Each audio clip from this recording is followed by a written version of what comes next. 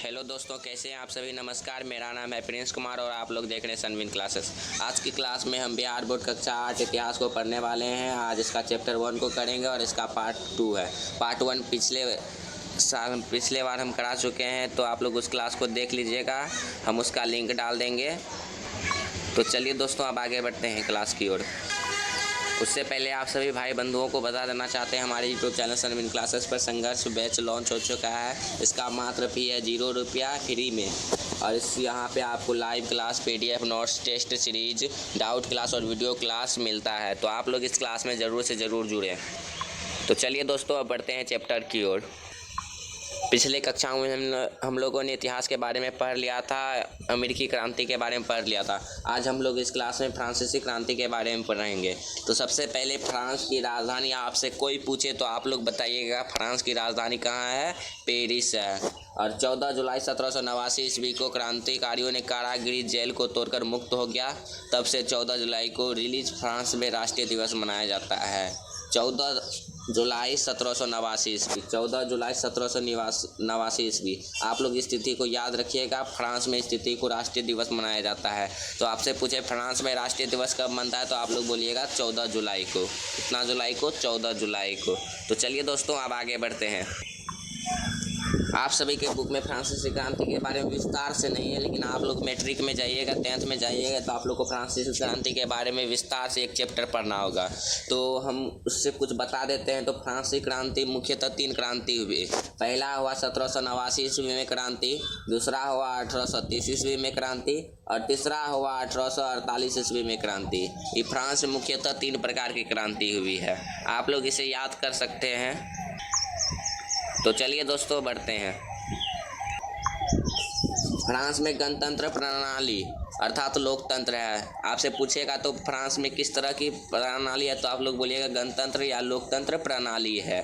France की राष्ट्रीय भाषा फ्रेंच है। हमारे भारत की राष्ट्रीय भाषा हिंदी है, उसी तरह फ्रांस की राष्ट्रीय भाषा फ्रेंच है। तो चलिए दोस्तों, आगे बढ़ते हैं। अब हम आधुनिक काल और हमारा देश भारत के बारे में पढ़ेंगे। अब हम लोग भारत के बारे में पढ़ेंगे। तो 1750 ईस्वी के बाद के काल को आधुनिक काल माना जाता है। आप लोगों से पूछा जाएगा कि आधुनिक काल क्या है, तो आप लोग बोलिएगा 1750 ईस्वी के बाद का काल है, उसे आधुनिक काल कहते हैं। भारत पर इंग्लैंड का शासन था। ये जो भारत है ना, अपना भारत पे किसका शासन था? इंग्लैंड का, जिसे हम लोग ब्रिटेन कहते हैं, अंग्रेज कहते हैं, उसी का सबका नाम है। भारत पर इंग्लैंड का शासन था। अब पढ़ेंगे आधुनिक काल एवं हमारा देश भारत। तो अंग्रेजों ने भारत पर लगभग 200 वर्षों तक शासन किया है। आप सभी को मालूम है। अगर नहीं मालूम है तो आप लोग जान जाइए कि अंग्रेजों ने भारत पर कितने वर्षों तक शासन किया है। तो 200 वर्षों तक।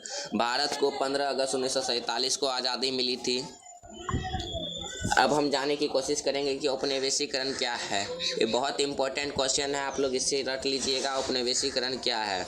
औपनिवेशीकरण जब एक देश पर किसी दूसरे देश के दबदबे से इस तरह की राजनीतिक, आर्थिक, सामाजिक और सांस्कृतिक बदलाव आते हैं, तो इस क्रिया को औपनिवेशीकरण कहते हैं। इस अवस्था को उपनिवेशवाद कहते हैं।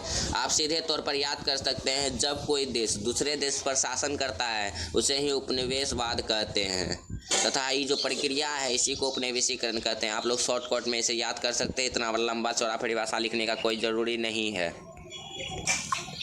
अब आ गया ऑब्जेक्टिव का सबसे महत्वपूर्ण क्वेश्चन। ये बहुत बार पूछा गया है। 1870 ईस्वी में स्कॉटलैंड के जेम्स मिल ने the history of British India नामक किताब लिखी। तो आपसे पूछा जाएगा हिस्ट्री ऑफ ब्रिटिश इंडिया किसने लिखी, तो आप लोग बोलिएगा जेम्स मिल ने। कब लिखी? तो 1817 ईस्वी में। यह किताब वाला बहुत इंपॉर्टेंट है, आप लोग इसे रट लीजिएगा। उसके बाद आता है अभिलेखागार में सरकारों के दस्तावेज को सुरक्षित रखा जाता है। आपसे ऑब्जेक्टिव में पूछा जाता है सरकार के दस्तावेजों को कहाँ पे सुरक्षित रखा जाता है, तो फिर आप लोग बोलिएगा अभिलेखागारों में। तो आप लोग इस तरह से याद कर सकते हैं इसको। अब हम लोग जानेंगे दिल्ली में कौन सा अभिलेखागार है, तो आप लोग बोलिएगा दिल्ली में राष्ट्रीय अभिलेखागार है और नेहरू स्मारक पुस्तकालय है। तो आपसे पूछा जाएगा कि नेहरू स्मारक पुस्तकालय कहाँ पे है, तो आप लोग बोलिएगा दिल्ली में। पटना में सच्चिदानंद सिन्हा पुस्तकालय तथा बिहार राज्य अभिलेखागार है। अगर आप लोग इस क्लास में बने हैं तो आप सभी को मैं धन्यवाद देना चाहता हूं, और अंत में आप सभी को बता दूंगा कि आप लोग कैसे नोट्स फ्री में ले सकते हैं। तो इसके लिए आप लोग अंत तक ज़रूर बने रहें। यह क्वेश्चन बहुत ही इम्पोर्टेंट है। करीब 200 साल पहले कैमरे का आविष्कार हुआ था। आपसे पूछा जाएगा कैमरे का आविष्कार कब हुआ, तो आप लोग बोलिएगा 200 साल पहले। पहले कैमरा नहीं होता था, 200 साल पहले कैमरे का आविष्कार हुआ है। आपसे पूछा जाएगा भारत में इसका इस्तेमाल कब से होता है, तो आप लोग बोलिएगा 1850 ईस्वी के दौरान से शुरू हुआ है। 1850 ईस्वी के बाद से भारत में कैमरे का इस्तेमाल शुरू हुआ है। मुगल साम्राज्य के अंतिम बादशाह का नाम है बहादुर शाह द्वितीय। कौन है बहादुर शाह द्वितीय? वह पहला और आखिरी मुगल बादशाह है जिनकी फ़ोटो कैमरे में खींची गई है। तो आपसे पूछा जाएगा कि मुगल साम्राज्य के अंतिम बादशाह कौन है, तो आप लोग बोलिएगा बहादुर शाह द्वितीय। और आपसे पूछा जाएगा मुगल साम्राज्य के आखिरी बादशाह कौन है जिसकी फ़ोटो कैमरे में खींची गई, तो आप लोग फिर से बोलिएगा बहादुर शाह द्वितीय।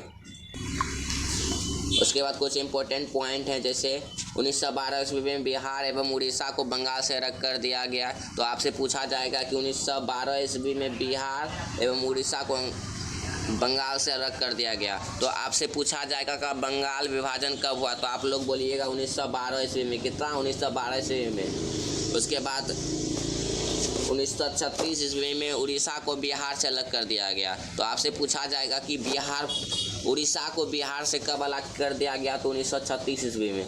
उसके बाद 15 नवंबर 2000 को बिहार से झारखंड को अलग कर दिया गया। तो आपसे ये तीनों इम्पोर्टेंट बहुत ही क्वेश्चन है। बहुत बार क्वेश्चन पूछा गया है, बिहार बोर्ड में पूछा गया, मैट्रिक में पूछा गया। ये सब बहुत इंपॉर्टेंट क्वेश्चन है, आप लोग इसे रट लीजिएगा। अब मैं आप सभी को बता देना चाहता हूँ आप लोग नोट्स कैसे ले सकते हैं और टेस्ट सीरीज़ में कैसे जुड़ सकते हैं। आप सभी को टेस्ट सीरीज़ में जुड़ने के लिए हमारे टेलीग्राम का लिंक हमारे चैनल में है। आप चैनल से जुड़ जाइएगा, नहीं तो हम कमेंट बॉक्स में उपलब्ध करा देंगे, आप वहां से जुड़ जाइएगा। यहाँ पे हमेशा टेस्ट सीरीज़ होते रहता है, आप लोग इसमें क्यूज होते रहता है, इसमें ऑब्जेक्टिव का क्यूज की तैयारी होती है। आप लोग इसमें जुड़ जाइएगा। और ये हमारा व्हाट्सअप चैनल का लिंक डाल देंगे हम कमेंट बॉक्स में, आप वहाँ से जुड़ जाइएगा। तो इसमें आप सभी को इन्फॉर्मेशन मिलते रहेगा बिहार बोर्ड के लिए, कक्षा 8 के लिए। और हमारा दूसरा चैनल है बोर्ड विनर्स, आप इसमें जुड़ जाइएगा। चैनल को ज़्यादा से ज़्यादा सब्सक्राइब कीजिएगा, लाइक मत कीजिएगा, सब्सक्राइब ज़रूर कीजिएगा। तो चलिए दोस्तों, बढ़ते हैं। धन्यवाद, आज के लिए बस इतना ही।